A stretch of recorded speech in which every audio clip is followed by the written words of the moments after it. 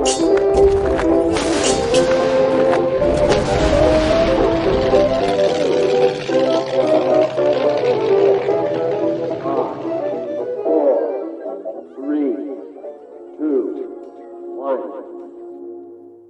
Chalke History Festival special series on history with Jackson. Hello and welcome to History Jackson, the home of accessible and digestible history. And welcome to our Chalke History Festival special series, where we'll be talking to some of the historians, living historians and performers here at Chalke about what they're doing at the festival and their work. Now, Chalke History Festival will be covered comprehensively through History Jackson, be it on our social media, our blog, and our podcast. So if you wanted to check out more and learn more about what's happening at Chalke, do head to the links in the description below. Now, without further ado, I'll leave you to our Chalke History Festival special series episode. So hello and welcome to our Chalke History Festival special series here on History Jackson, and we are joined by now record holder of most appearances on the podcast, Nicola Tallis. How you doing, Nicola? So proud of that, just to say. But yeah, I'm really good, thank you. How are you? No, I'm doing very well, thank you. I'm very hot. I'm trying to avoid getting a sunburn. So yeah. I know. Like lots of SPF today. Yes, certainly.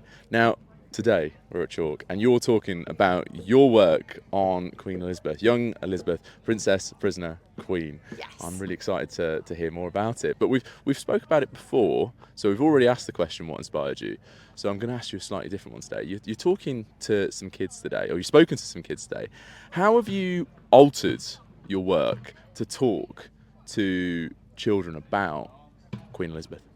I think what's really important when you're talking to youngsters is to just try and make things relatable to them as far as possible, and encouraging youngsters to become interested in history is something that I'm really, really passionate about. So it is just trying to adapt the language slightly and think about ways that they might be able to connect with the past. So I mean, in lots of ways, hopefully nobody will know what it's like to have your mum executed by your dad. Yeah, I would hopefully. hope so. Yeah. I mean, maybe there are exceptions, hopefully not. But it is instead trying to say, well, okay, how would you feel if your mum was taken from you, and you knew that your dad was responsible for that, and really trying to ask them questions as well, to think about how those things might have impacted on them too. No, that's really interesting, though, because when you manage to get kids, I know as a teacher, when you manage to get them interested in an aspect of history, they don't let go. And it's great to see that you generate inspiring the next generation of Tudor historians. Well, I hope so. And the other thing I should mention is that I did show them my famous Elizabeth I birthday cake from my 14th birthday, which is always a hit, hopefully. They probably thought, oh goodness, how sad is she? But I don't think that's sad. It was something that I'm really proud of. So hopefully they were able to relate a bit more through that as well. Oh, awesome. Now, diving in to Elizabeth, particularly young Elizabeth, there's three words there: princess, prisoner, queen. You know, as a princess, how was she treated by her father? Well, it's a difficult one to answer, because for the first couple of years of her life, she was treated very well, despite the fact that her gender came as a disappointment to her father, who had been desperately craving a son, of course. And there has been speculation that perhaps in the aftermath of the execution of Elizabeth's mother, she was neglected by Henry VIII. Now, I would argue that this isn't actually true at all. It's a false narrative, and that I think it's fair to say that perhaps she was temporarily forgotten in the aftermath, and Henry being excited about his new bride, Jane Seymour.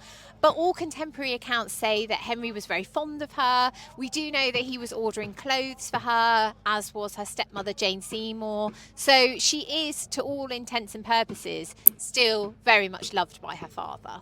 And how important is it for us to correct those misconceptions that we have about Henry and Elizabeth's relationship?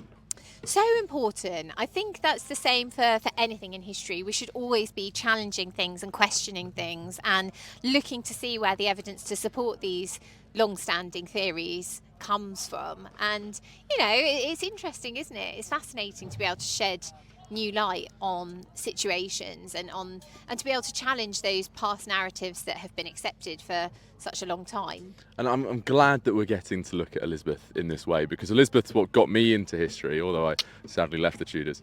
But, looking at Elizabeth, she's got such a tumultuous childhood. She's got 4 stepmothers. She's got a sister who's much older than her, and a younger brother who is being raised as the heir to the throne. How does her position as that middle child affect her as a person as she grows older?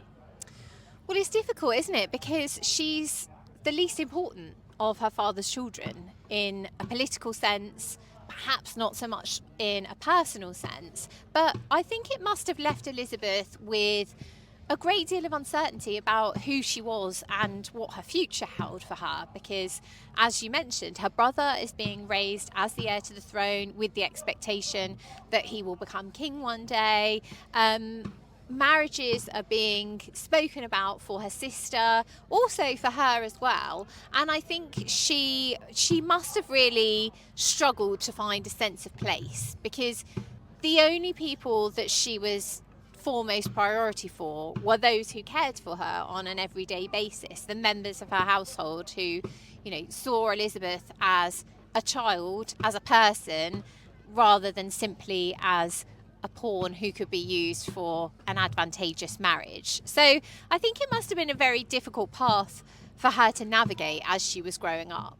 Yeah, and that position as trying to see yourself as a person, but a political entity for those people, must be incredibly difficult for her. But throughout that, she has a relationship with Mary. How does that relationship grow and ebb and flow whilst her father is being Henry?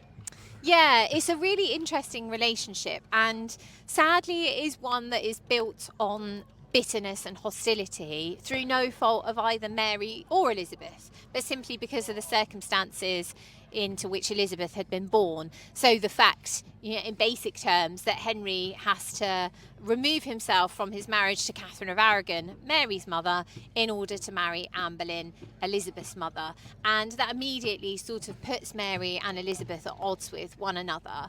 But to Mary's credit, once Anne Boleyn has been removed from the situation, let's just say... That's a very nice way of putting that. Well, yeah.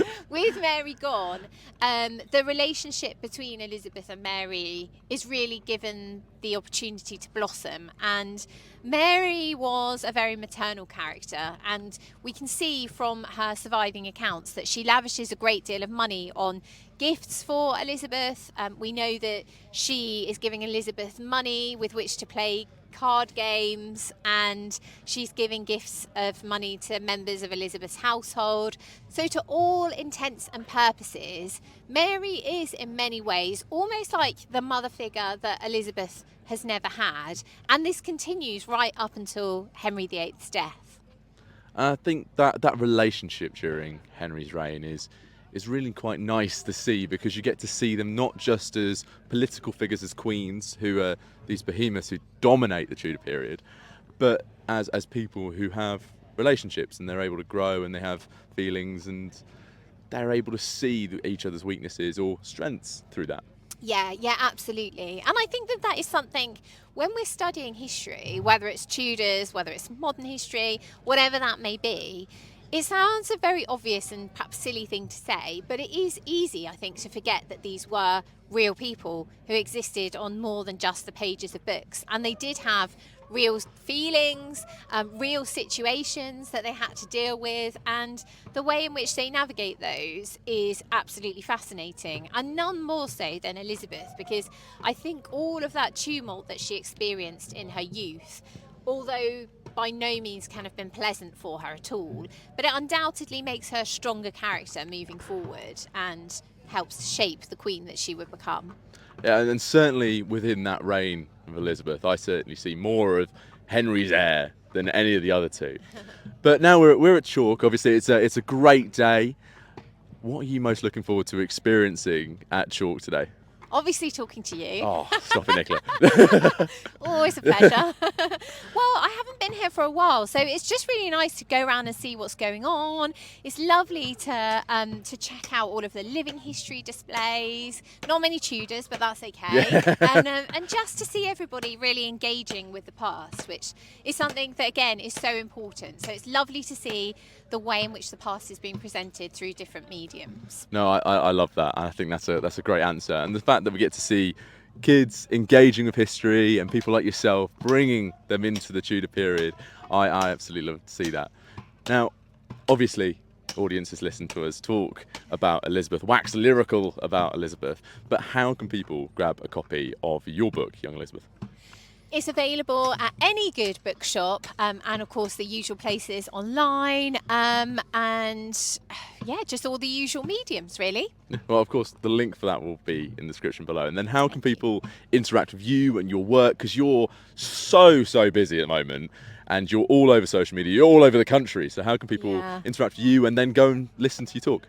Yeah, I mean, literally, I'm really busy at the moment, but it's great. So I am on Twitter at Nicola Tallis. I am on Instagram at Historian Nicola. I am all over the country doing events for Young Elizabeth for the rest of the year. And excitingly, in September, I'm also going to be on tour with the lovely Matt Lewis. We're doing a Richard III tour for Tripsmiths. So excited for that. Do come along if you're interested in Richard. Can promise that Matt and I don't always see eye to eye. No, that sounds awesome. Looking forward to hearing more about that. And then you've also got the Tudor Trio. I don't want to leave that bit out as well. Yeah, Tudor Trio, yes. We've got lots coming up with that, and we're going on tour in October as well on the Berlin Legacy Tour. So that is through Author Fan Travel, so you can check that out as well. So all the events that I'm doing are listed on my website, nicolatallis.com, on the events page. So yeah, wherever I am, do come and say hi. Oh, brilliant. Well, thank you very much. Pleasure. There we go. Awesome. That was you. fun.